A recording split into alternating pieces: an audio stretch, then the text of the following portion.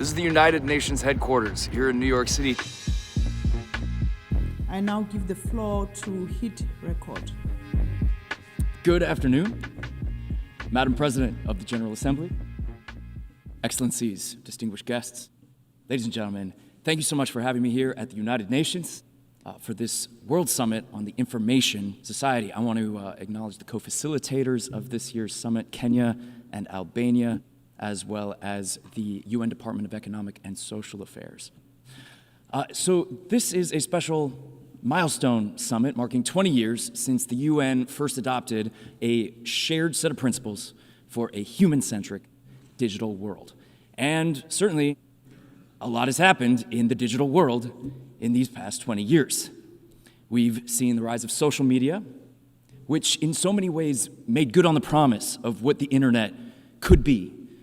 A place where any voice could be heard and where anybody looking for connection and belonging could find their community.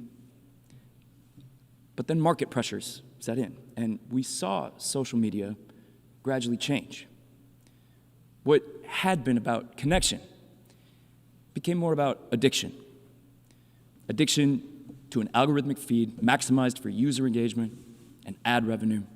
And the side effects of these profit-driven algorithms have been hugely damaging. We've seen a global crisis in mental health and loneliness, especially for younger people. We've seen a rise in extremism, polarization, authoritarianism, with the impacts often worst for people in developing countries.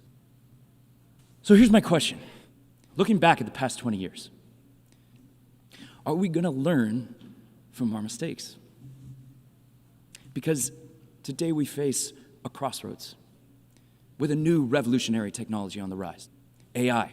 And just like social media, AI has the potential to do so much good. But let's be clear, today's biggest AI companies are running the same engagement-maximizing algorithms, driven by the same advertising business models as the biggest social media companies. So if we let the design and the deployment of this incredible new technology be guided solely by market forces, we can expect to see the same damaging side effects that we've seen with social media. I don't think this is inevitable. I think the AI revolution can be guided by more than just market forces. Governments need to get in the game. Now, for the past 20 years, governments have mostly stayed hands-off with digital technology. We've let these businesses run their experiment, deploying their products to billions of people with no practical guardrails. It hasn't worked out well. But I think things are changing.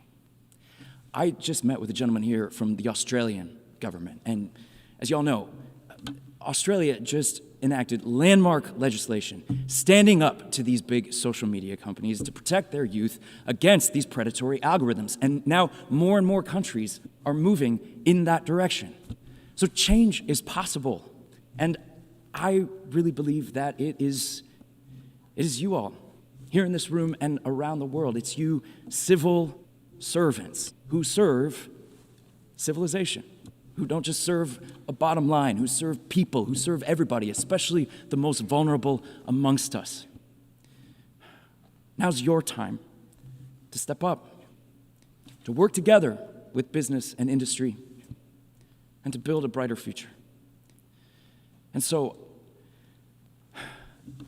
I just want to say thank you as a father of 3 kids, as a citizen of a democracy, and just as a human being. Thank you for all the work you are doing. And keep going. It is greatly appreciated. Thanks again.